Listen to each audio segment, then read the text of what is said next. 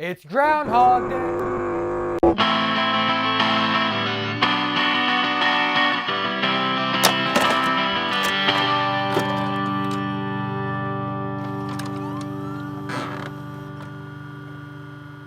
Groundhog Day is a 1993 film directed by Harold Ramis. It stars Bill Murray as Phil Connors, a weatherman who somehow keeps waking up to find out every day is Groundhog Day, and is cursed to relive the same day over and over until he manages to make the worst day of his life into the best day of his life. Or until time runs out, either one. It's based on the holiday of the same name, usually held at Punxsutawney, Pennsylvania, where a groundhog comes out from its burrow, and if you see a shadow, winter will go on for 6 more weeks, and if not, spring will come early. The film was both critically and financially a smash hit that helped push Bill Murray into more serious roles. It won a BAFTA Award for Best Original Screenplay, a British Comedy Award, a Saturn Award for Best Actress, and was chosen in 2007 to be preserved into the United States National Film Registry. It even has its own Broadway musical. The town of Punxsutawney has an annual Groundhog Day celebration where they have free screenings of the film, a dinner dance, a tour of the Opera House, bowling alley, movie theater, piano teacher's house, Cherry Street Inn, and a bunch of other locations from the film. Some fans even go as far as to experiencing their own kind of Groundhog Day by watching the film 12 times in 24 hours.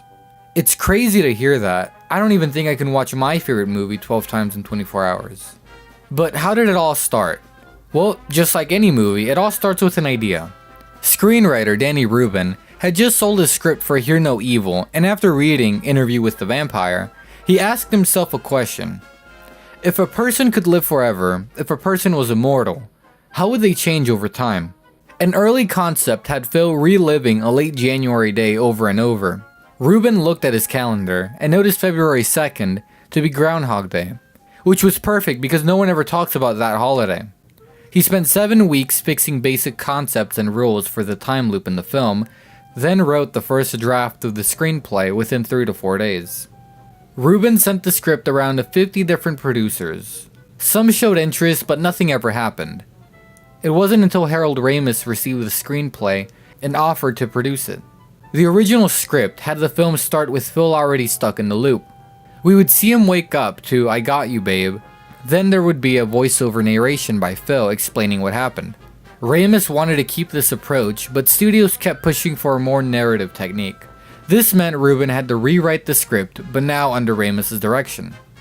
The second draft had the film start with Phil dumping his girlfriend Stephanie, who would later end up casting a spell to trap Phil into the loop for 10,000 years. They quickly removed this idea from the script, feeling they didn't need to explain how Phil got stuck in the loop. Meanwhile, they're trying to cast the lead role. Tom Hanks turned it down, and Ramis has later said it was best because Tom Hanks is too much of a nice guy. Michael Keaton also turned down the role. Finally, they convinced Bill Murray to take the role and wrote the final draft of the script to play on Murray's strengths. Even though the script takes place in Punxsutawney, Pennsylvania, the film was shot in Woodstock, Illinois. Because it looked better on camera, it was easier to get licenses and permits to film there, and Ramis already knew the area because he was raised only 60 miles away in Chicago. Unfortunately, during production, Murray was going through a divorce and was being tough to work with, according to several crew members. Murray wanted to get rid of many of the comedic aspects and make it into a deeper film, which was going against Ramis' direction to keep the film as a comedy. Murray would call Ramis all the time, sometimes in the middle of the night, to talk about the script. So, in order to avoid dealing with an irritating Murray, Ramis had him work with Rubin in New York to directly adjust the script and satisfy his needs. After this, Murray refused to talk to Ramis. When production started again, Ramis described him to just be really irrationally mean and hard to work with. Even after the film came out, Murray held his grudge against him. Ramis said in interviews that he's repeatedly had dreams of the two becoming friends again, and thankfully they did. 21 years after Groundhog Day was released, at the suggestion of Murray's brother, Brian Dole Murray, Bill Murray went to reconcile with Ramis after finding out he had entered the final stages of his terminal illness. There, on Ramis' deathbed, the two talked. Soon after Ramis passed away, Murray gave his respect at the Academy Awards just a few weeks later. Oh, we forgot one. Harold Ramis for Caddyshack, Ghostbusters, and Groundhog Day. I know I kind of went off topic a little, but I feel it's important that aspect of the film doesn't just get swept under the rug. Groundhog Day was released on February 12, 1993. After 20 years, the film still holds up incredibly well and delivers a powerful message. I remember popping this movie in and expecting a goofy comedy with Bill Murray, and ending with a movie that not only made me laugh, but it left me thinking, what if you were stuck reliving the same day? How would you respond to that situation? We see Phil do all kinds of things, from being perverted, to mastering the piano, to even committing suicide many times. Suicide scenes are never a thing you'd expect to laugh at, but Ramis' decision to not really show much and Murray's expressions make it morbidly funny. Especially how he just steals the toaster without saying a word. It's so interesting seeing Phil go from a douchey asshole to a caring human being. He tries to be someone he's not and is hated on, but when he tries to actually be nice, he notices how much it can impact someone's life. You know, thinking about it now, Phil was stuck for so many years that he learned the piano, learned how to speak French, and even how to sculpt ice. They say it takes 10,000 hours to master a skill, so if it took 10,000 hours for each of those skills, it means it took him at least 82 years to get that good. And that doesn't count all the days he spent hitting on women or killing himself. I might be overthinking it. Oh, and I also love the scenes with Ned. What a great guy. Phil? Hey, Phil? Phil? Phil Connors? Phil Connors, I thought that was you. Hi, how you doing? Am I right or am I right or am I right? Right. Ned? Phil? Phil Connors? Am I right or am I right or am I right? Right. As for negatives, I don't really have any. The tone switches around, but it's not bad. Every scene transitions very well into the other. The comedy works very well, and it's great contrast for the much more darker scenes. Towards the last act, the movie takes a dark turn and deals with Phil trying to save the homeless man's life. We see him many times earlier in the movie, but don't think anything of it. It's not until Phil finds out he dies that night. He keeps trying to save him, but realizes that there's some things you just can't change. At one point, Phil tries to have the perfect day with Rita, and while he gets far, he messes up. I could never love someone like you, Phil, because you'll never love anyone but yourself. That's not true. I don't even like myself. Give me another chance. That's for making me care about you. He's learned everything he can about her, and there's just something that he can't recreate. It isn't until at the very end when he stops trying. He changes into a better man, and naturally he hooks up with Rita.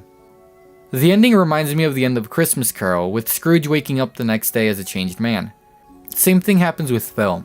He wakes up to find Rita next to him and is thrilled that what was once the worst day of his life turned into the best day of his life. Harold Ramis' direction is perfect. He doesn't give you any details on how or why Phil got stuck in a loop, but there's some things that just don't need an explanation. He does an excellent job at delivering some pretty deep messages about appreciating every moment for what it is. Who would expect that from the guy that directed National Lampoon's Vacation and Caddyshack? Well, what more can I say about this movie? It's a fun, hilarious, thoughtful, and quite sad film.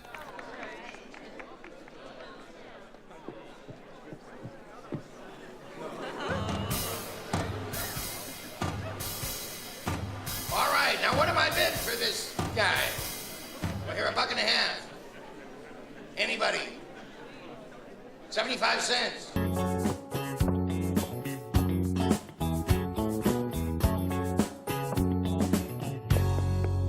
Why do we have to stand here? This is so humiliating.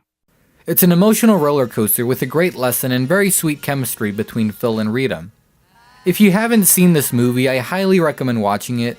It's definitely one of Murray's best. Hey! Phil? Phil? Hey! Phil Connors! Ned? I'm going to give Groundhog Day 3.9991.4 Neds. On the DVD commentary, Ramis said Phil was originally going to relive February 2nd for 10,000 years, but later said he probably lived the same day for approximately 10 years. In the final film, we only see a total of 38 different days. That means we only saw 4% of Phil's time in the loop. Murray had to get anti-rabies injections after getting severely bit 2 times by the groundhog. If you notice, all the clocks in the diner are stopped, much like Phil's life. Harold Ramis said that when he would try to explain a scene, Murray would stop him and ask, "Just tell me, good or bad Phil?" Murray refused to use the spit bucket during the scene where he's eating all the pastries. This caused him to get really sick afterwards. Rubin and Ramis have said they both decided to avoid exploring further into Phil's dark side, in which he would commit murder, torture, and other pretty bad things. In the scenes where Murray is playing piano, he's actually playing piano. Well, for the most part. He learned how to play enough to be able to get shots of him playing, but during the more complicated stuff, it would cut to a double. Ramis was surprised at how much the film was attracting all kinds of religious groups, because he was expecting a backlash against them. It was Murray's idea to have Phil read to Rita while she's sleeping, because on Murray's actual wedding night, his wife drank too much champagne and fell asleep early, so Murray read to her to help her sleep. That's director Harold Ramis as Phil's neurologist. While filming the snowball scenes, Ramis directed the kids to throw snowballs at Murray as hard as they possibly could. Murray responded by throwing back snowballs as hard as he could. There was an idea to have Phil kill the groundhog, but they dismissed it after realizing it would be too much like Caddyshack. The mayor of the city is played by Murray's brother, Brian Doyle Murray. There's a plaque for the site where Phil kept stepping into the puddle. Wow. The opening scene where Phil is doing his weather report and we see Rita for the first time wasn't filmed until the editing stage, when they felt they needed something at the start of the film to introduce the characters. In one of the versions of the script, the film ended with Phil waking up on February 3rd to find out Rita is now stuck in a time loop of her own. Thankfully, they didn't keep that. Groundhog Day was Michael Shannon's first feature film, who you might know as General Zod from Man of Steel. He had a small role and was credited as Fred. One day on set, Shannon saw Murray listening to Talking Heads, Shannon's favorite band. So Shannon grew up the courage to go talk to him and ask Murray if he liked the band. Murray basically responded by saying something along the lines of, "Well, if I'm dancing around to their music, I guess it's a yes." Later that day, Shannon told Ramis he thinks Murray hates him. The next day, right before a take, in front of everyone, Ramis had Murray tell Shannon he liked him. And Bill puts his hand on my shoulder and he says, "Mike, I like you. I really do. We're good. Don't worry about what happened the other day. It's okay." Well, at least Murray likes him. And that's it for today's video, if you haven't noticed. Thanks for sticking around till the end, and until next time, don't forget to please be kind. Rewind. Yeah, that was it.